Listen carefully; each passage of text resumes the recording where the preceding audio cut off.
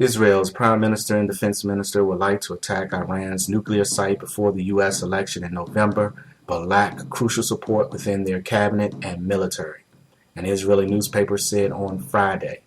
The front page report in the biggest selling daily Yedioth Ahronoth came amid mounting speculation, fueled by media leaks from both the government and its detractors at home and abroad.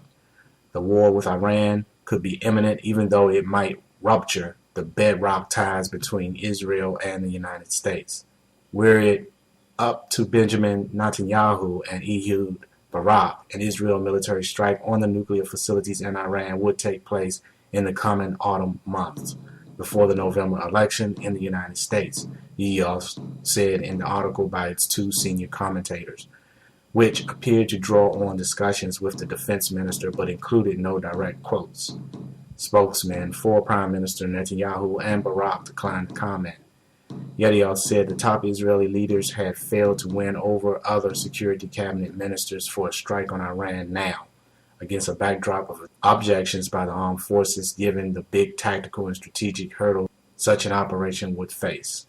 The respect which in the past formed a halo around Prime Minister and defense ministers and helped them master a majority for military decisions is gone, no more, Yedioth said. Either the people are different or the reality is different. Israel has long threatened to attack its arch-foe, seeing a more menace in Iranian nuclear advances and dwindling opportunities to deal them a blow with its limited military clout. Washington has urged Israel to give diplomacy more time.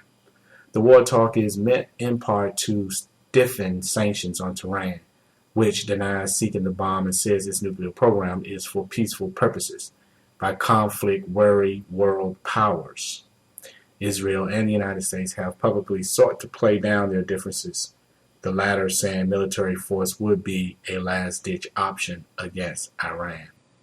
My friends, I view this article as Israel placing its people and the world on notice of its intent to strike Iran in the next couple of months, while at the same time trying to maintain a degree of element of surprise by saying, number one, that there is dissent amongst the cabinet members and the people of Israel with respect to such a strike, and more importantly, that number two, the U.S. is advocating that Israel not strike and give the sanctions more time to work, which I do not personally believe for 1 minute.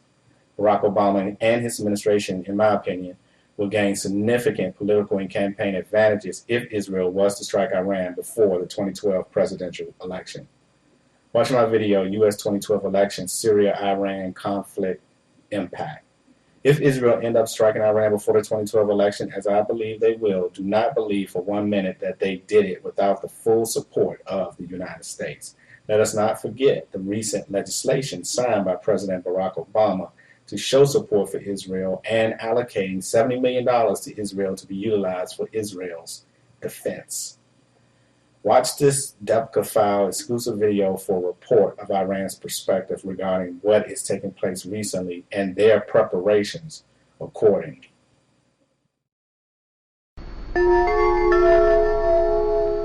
This is an exclusive Debka File video production. On July 27th, just before Friday prayers, Iran's Supreme Leader Ayatollah Ali Khamenei summoned top Iranian military chiefs for what he called their last war council. Debka File's exclusive sources disclosed that he told the gathering, "We will be at war within weeks." Each of the participants was tapped to report on the readiness of his branch or sector for shouldering its contingency missions. Retaliation was high on the agenda, but defense was higher, starting with the biggest fortification project in Iran's history for the protection of its nuclear program. Rocks are being gathered from afar, piled on nuclear installations, covered with many tons of poured concrete, and finally plated with steel. The strength and thickness of this armor plating are designed to hold up against U.S. and Israeli aerial and missile bombardment. That same Friday, the U.S. Air Force unveiled its new massive ordnance penetrators. Each bunker buster weighs 30,000 pounds and can penetrate 60 feet of reinforced concrete. In weighing retaliation, the War Council endorsed a battery of paybacks for potential U.S. and/or Israeli preemptive strikes against its nuclear program. They would start by announcing enhanced uranium enrichment up to 60%, and that is close to weapons grade.